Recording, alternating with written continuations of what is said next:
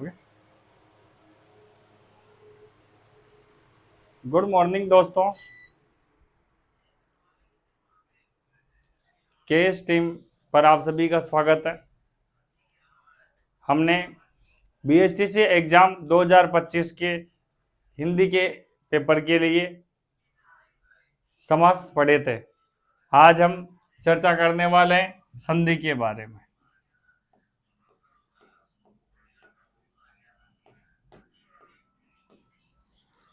संधि एक तरीके से सिंपल टॉपिक है, इसको केवल समझने की जरूरत होती है। अगर समझ लेते हैं हम अच्छे से तो इसके पूरे क्वेश्चन हम आराम से हल कर सकते हैं। संधि की परिभाषा देखो, संधि होती क्या है?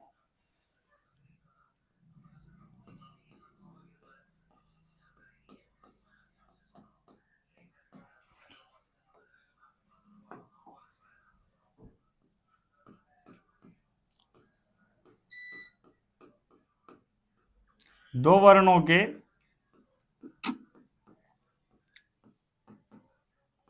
परस्पर मेल को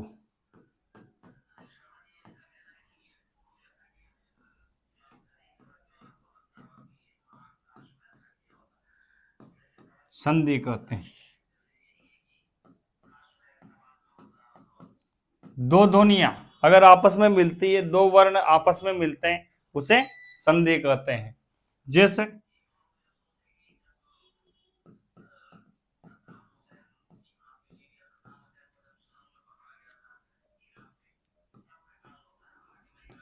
विद्या प्लस आलय। अब दो वर्ण हैं, आ और आ मिलके आ का निर्माण करते हैं, तो शब्द बन गया विद्या और ये लय, विद्यालय। संधि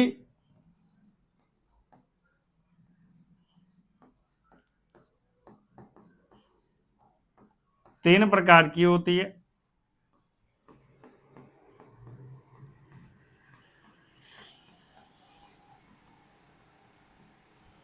नंबर एक, स्वर संधि।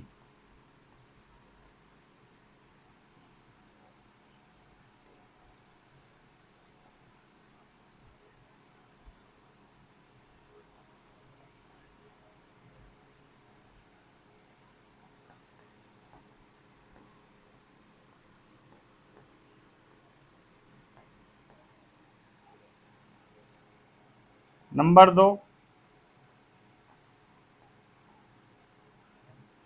व्यंजन संधि। नंबर तीन, विसर्ग संधि।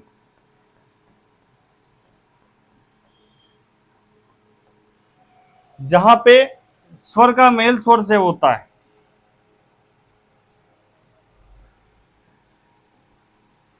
स्वर का मेल, प्लस को बोलना है का मेल, स्वर का मेल किससे? स्वर से, वहां पे कौन सी संधि होगी? स्वर संधि। और अगर व्यंजन का मेल,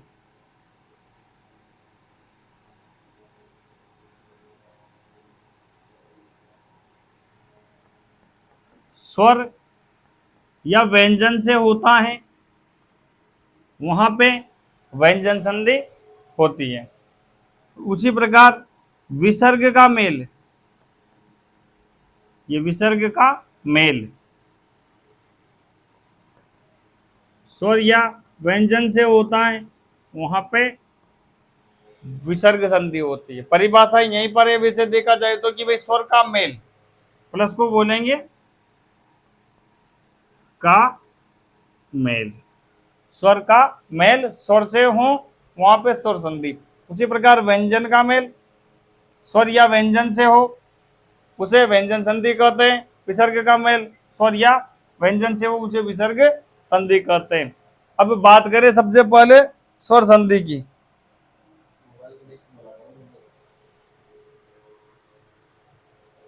स्वर संधि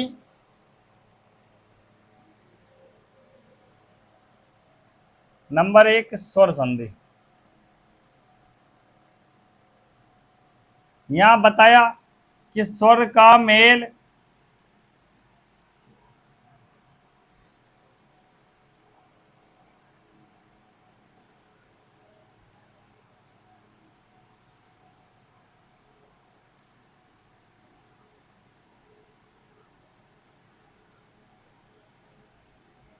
जहां पर स्वर का मेल स्वर से होता है।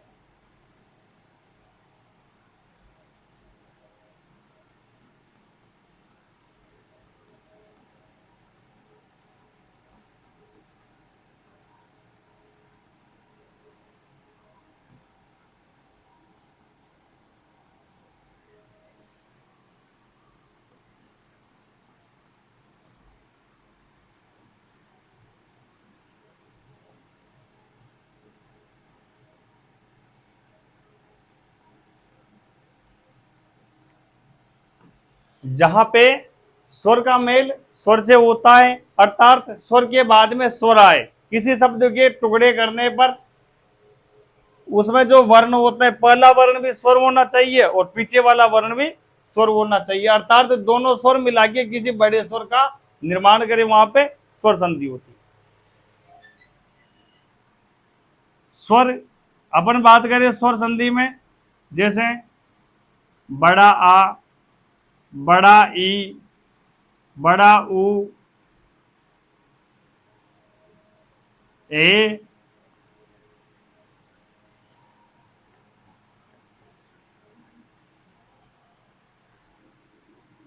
ओ, आई और आउ, ये स्वर होते हैं अपने मुख्य रूप से बड़े 7 स्वर। अब स्वर की स्वर संधि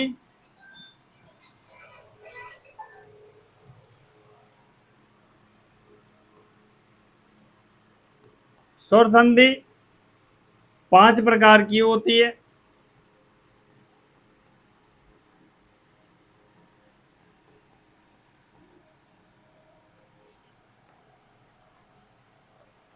नंबर 1, इसके जो 5 वेद हैं, अगर आपको ये 5 वेद आ गए तो स्वर संधि, और उसके बाद कुछ ये 5 ही है मुख्य रूप से स्वर संधि के वेद हैं, अगर ये आ जाता है तो विसर्ग और व्यंजन संधि में कोई दिक्कत नहीं है, उसके कुछ नियम होते हैं। और इनको समझने का एक सबसे आसान तरीका है जो है कि भाई स्वर संधि में आपको सबसे पहले स्वर में दीर्घ लिखना है। दीर्घ का मतलब होता है बड़ा, दीर्घ संधि। नंबर 2 पे लिखना है गुण संधि।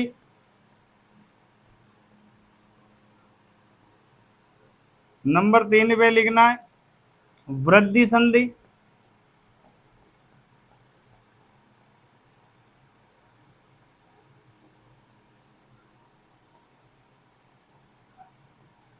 यण संधि और अयादी संधि।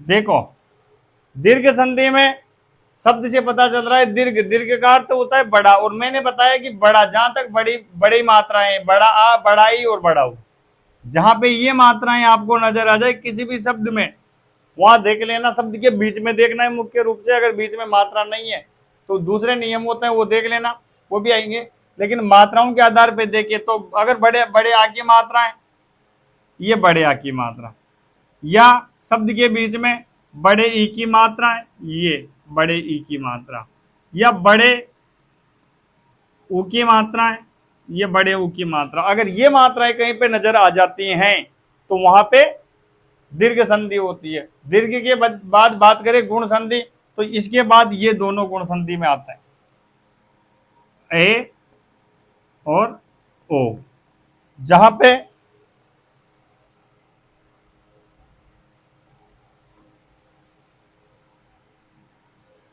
ये ए की मात्रा नजर आ जाए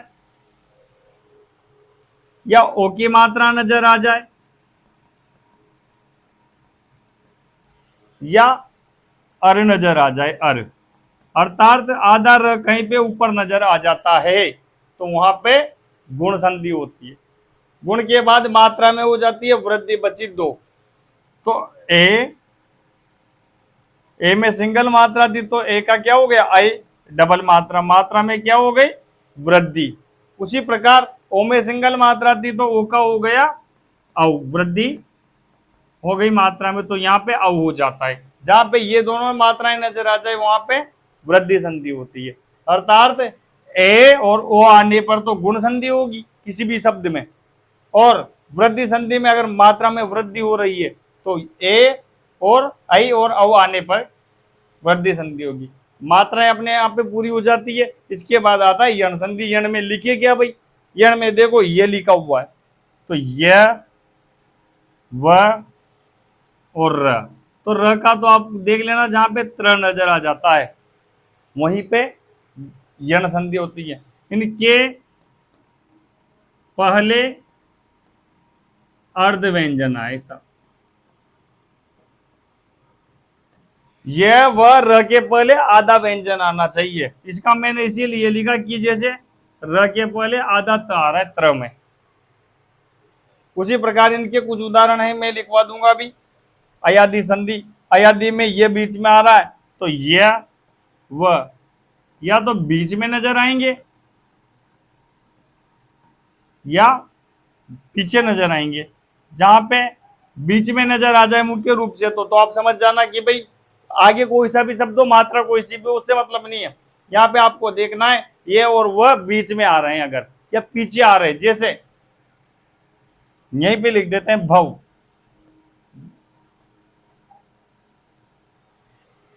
भवन, तो इनमें अयादि संधि है। ये नयन, भय, लय, पवन, ये सब शब्द इसी में आते क्योंकि वो या तो बीच में आ रहा है या पीछे आ रहा है। इसके कुछ उदाहरण हैं वो मैं समझा देता हूं आपको। देखो जैसे इधर से दिख रहा है, जैसे नदी से शब्द है, राजेश है,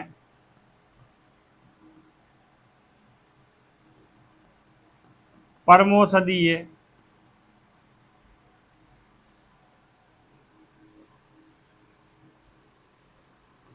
भव्य हैं,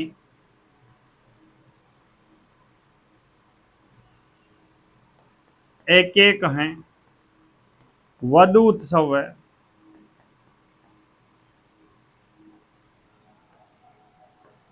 देखो नदी में बड़े ई की मात्रा आ रही है तो संधि होगी यहां पे बड़े ई की मात्रा, दीर्घ संधि। राजेश में एक ही मात्रा आ रही है तो इसमें संधि होगी ये एक ही मात्रा, इसमें गुण संधि। परमोषधि में औ की मात्रा आ रही है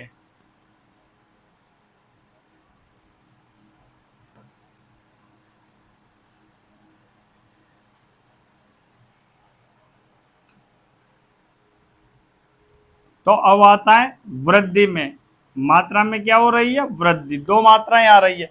भव्य में ये के पहले आधा व्यंजन, आधा वह कहां पे आता है, ये के पहले अर्ध व्यंजन, ये एक के पहले अर्ध व्यंजन, तो यण संधि। एक एक में डबल मात्रा आ रही है, वृद्धि संधि। वधु उत्सव में बड़े ऊ की मात्रा आ रही है,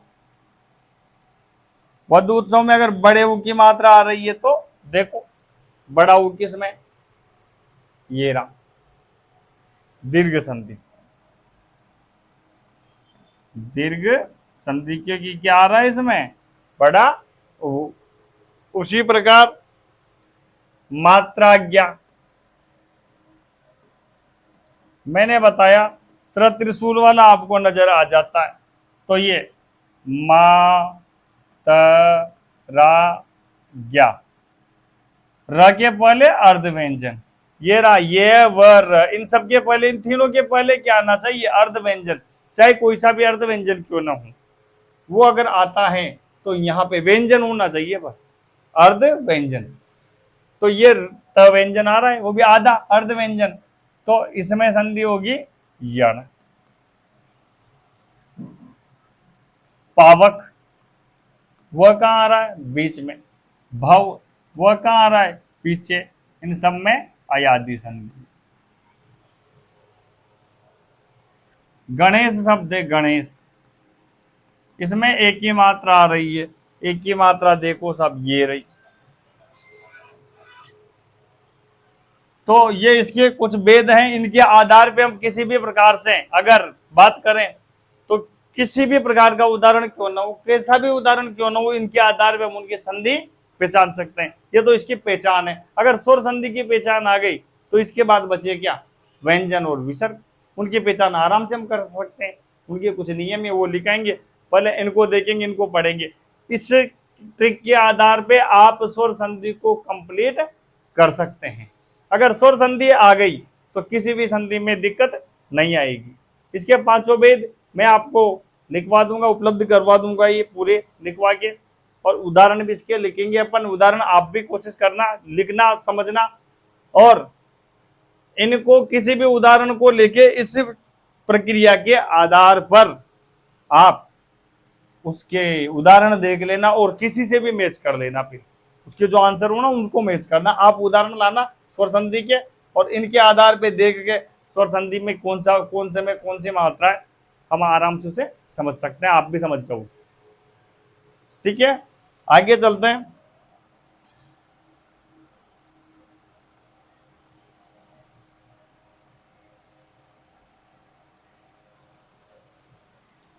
नंबर 1, दीर्घ संधि।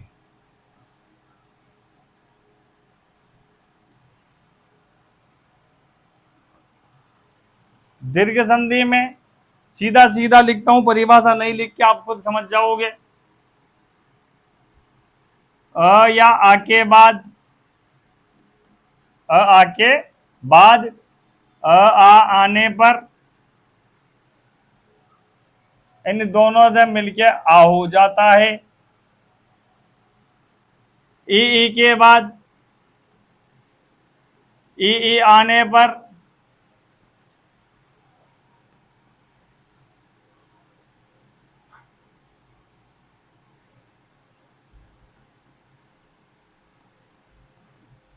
ई आने पर बड़ा ई हो जाता। उसी प्रकार ऊ या ऊ के बाद, ऊ या ऊ आने पर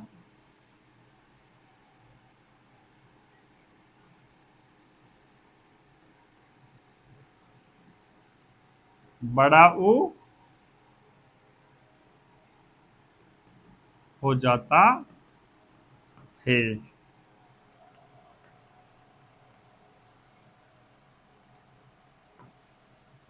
जैसे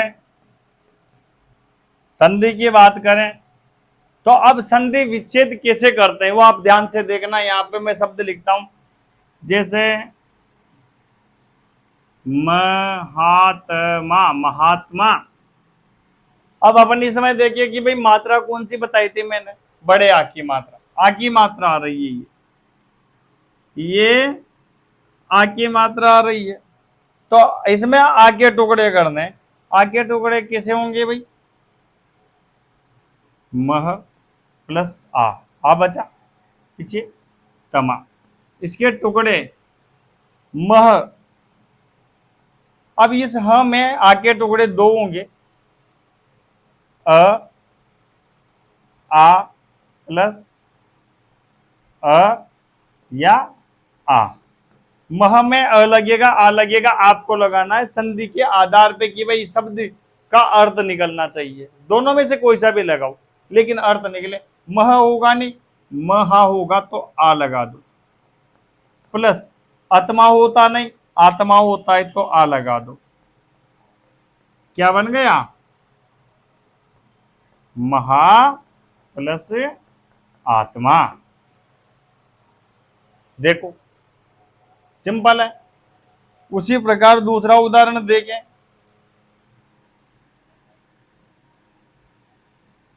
नदीस।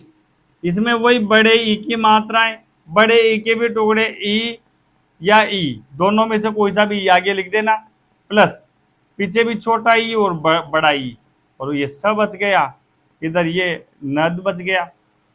इस ई के टुकड़े अपन ने ये कर ही लिए। अब नद में छोटा ई लगेगा तो नदी हो जाएगा, और बड़ा लगेगा तो बड़ा ई हो जाएगा, नदी। प्लस इस आता है, ये ईस आता है, बड़ा ई आता है ईस। क्या बन गया? नदी प्लस ईस। उसी प्रकार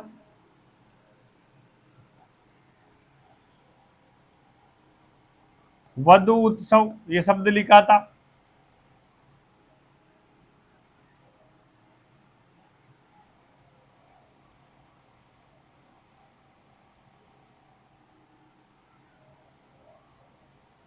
वध उत्सव में बड़े ऊ की मात्रा, बचा ये वध, पीछे ये आधा त और स, ऊ के टुकड़े वही छोटा ऊ और बड़ा ऊ, प्लस छोटा ऊ और बड़ा ऊ। अब इसमें लगाए अपन तो वधु बड़े ऊ की मात्रा आती है, प्लस पीछे छोटा ऊ और ये उत्सव। वधु प्लस उत्सव। देखो महात्मा में आगे टुकड़े करे आ प्लस आ, तो दोनों में से या आ में से एक लेना है, या आ में से एक लेना है। लेकिन कब लेना है? जब उसका अर्थ निकले। अब मह का अर्थ नहीं निकल रहा और आपने उसे अ को ले लिया, सब अ को ले लिया तो गलत हो गया, क्योंकि अर्थ भी निकलना चाहिए। लेना तो आपको ही है, कोई सा भी लो, लेकिन अर्थ निकलेगा तब सही माना जाएगा। तो मह नहीं जुड़ के क्या लगाया मैंने इसमें? आ, तो महा हो गया ना। उसी प्रकार पीछे अ नहीं लगा के आ लगाया इसमें, क्योंकि आत्मा नहीं होता, आत्मा होता है। ये दीर्घ संधि के उदाहरण है। दीर्घ संधि के कुछ उदाहरण और लिख देता हूं, जो आप देखना इसे।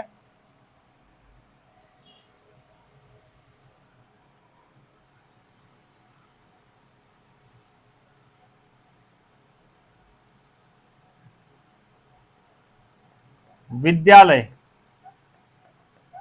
अब इनको मैं डायरेक्ट लिख रहा हूं, आप बना के देखना, फिर इनको प्रैक्टिस करना है इनके। विद्या प्लस आलय, इस आगे टुकड़े की आ और आ।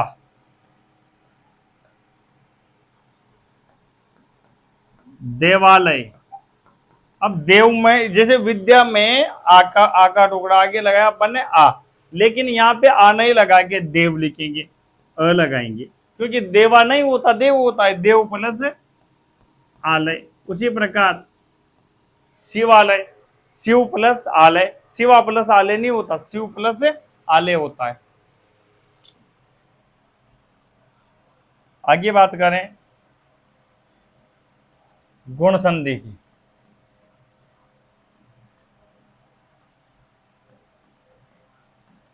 गुण संधि, गुण संधि में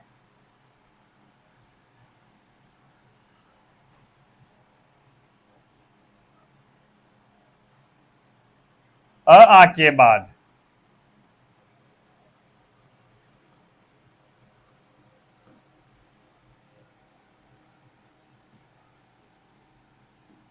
ई आने पर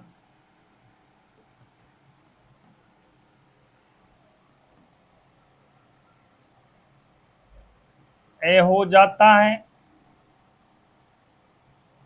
और अ आ के बाद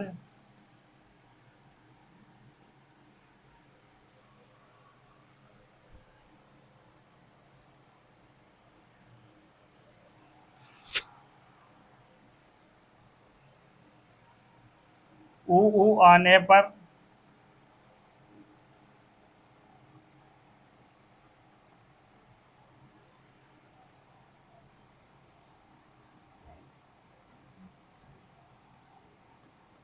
ओ हो जाता है। कैसे होता है देखो इसके उदाहरण। जैसे गणेश शब्द है, ग ण ए स, एक ये टुकड़े वही, आगे तो आ प्लस ए,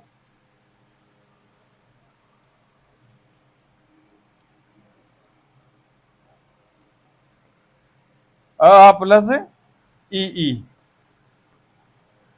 ये स, ये गण,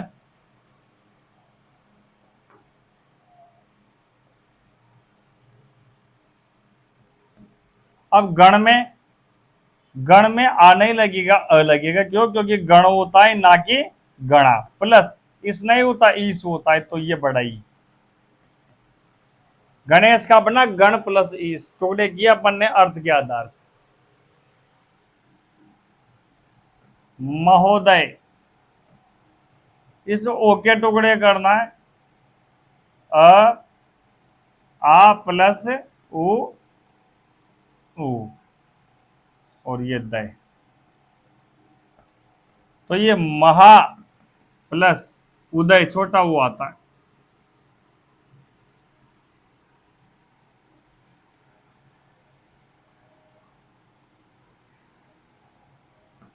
महा प्लस उदय होता है, महोदय।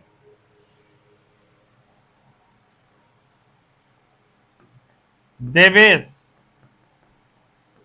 देव प्लस ईश, इसमें एक और है, वो नीचे लिखूंगा इनके अलावा। राजेश, राजा प्लस ईश,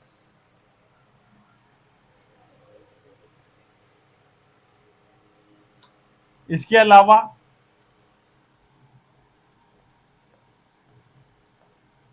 आ के बाद अगर ऋषि आ जाता है, ऋषि आने पर, ऋषि बड़ा ही है, छोटा नहीं है,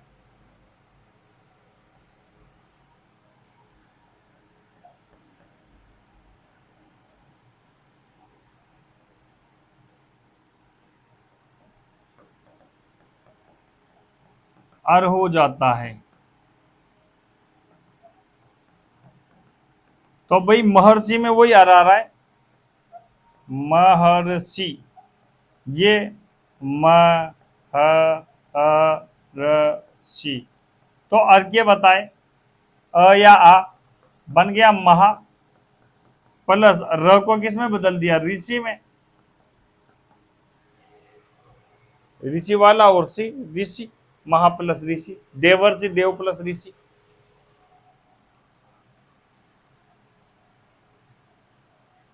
ये देवर्षि, देव प्लस ऋषि,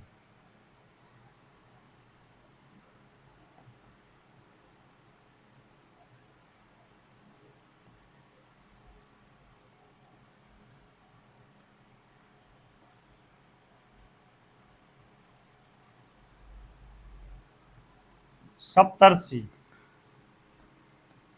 सप्त प्लस ऋषि, इसमें इसको अर में बदलना है, अर, और अर से ही ये बन गया अ, और र को किस में बदल दिया? ऋषि में, अ को तो अ ही लिख देंगे, और इसको अ को अ या आ में बदलेंगे, और र को, ये अर शब्द है ना, अर, तो इसको तो अ या आ लिख देंगे अपन, प्लस या पीछे जो र है इसको ऋषि वाले में बदलना है, जैसे इसमें बदला, ये रहा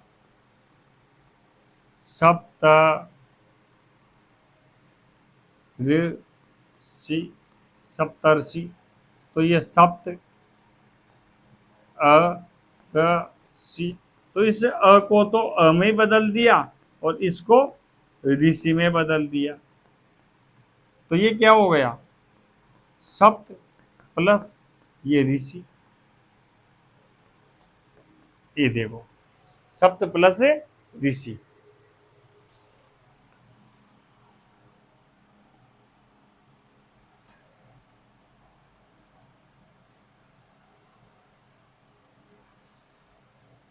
नंबर 3 वृद्धि संधि। भाई वृद्धि संधि में बताया था मात्रा में वृद्धि हो जाती है, इसमें भी वही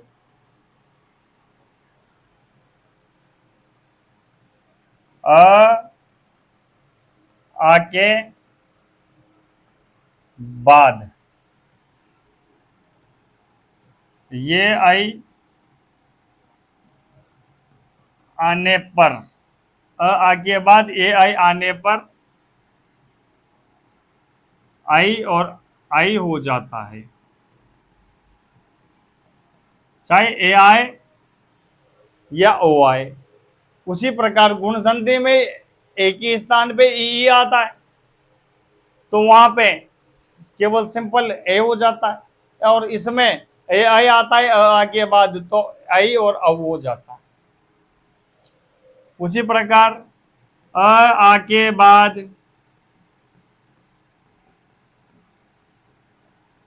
ओ या औ आने पर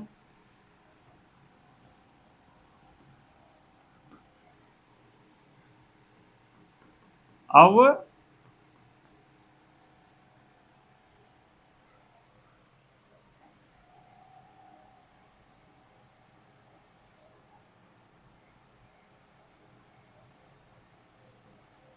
हो जाता है। जैसे ये आई हो जाता है, औ हो जाता है। उदाहरण की बात करें परमौषधि, तो ये औ हो रहा है इसमें, देखो इस औ के ही टुकड़े करने हैं अपने को। क्या क्या बताए औ के टुकड़े, आ तो आगे आ जाएगा, और पीछे क्या बताया ये ओ औ।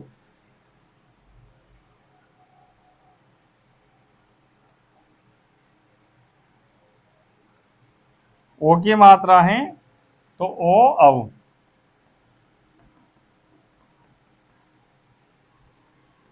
परम प्लस, अब औषधि आता है या औषधि आता है, इसमें तो अ लगा देंगे, परमा नहीं होता परम होता है, और इधर पीछे ओ या औ में से औ ही लगेगा क्योंकि औषधि आता है, तो पीछे तो आपको ये याद रखना है औ ही बनेगा हमेशा।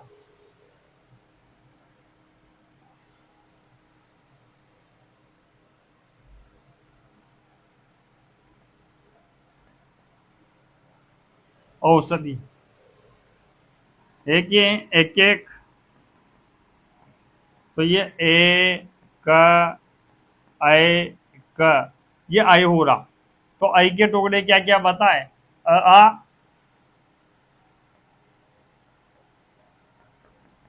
प्लस ए आई, तो पीछे तो आई बनेगा। एक होता है या एक का होता है, तो ये एक प्लस ये सिंपल ए, एक प्लस एक होता है इसका।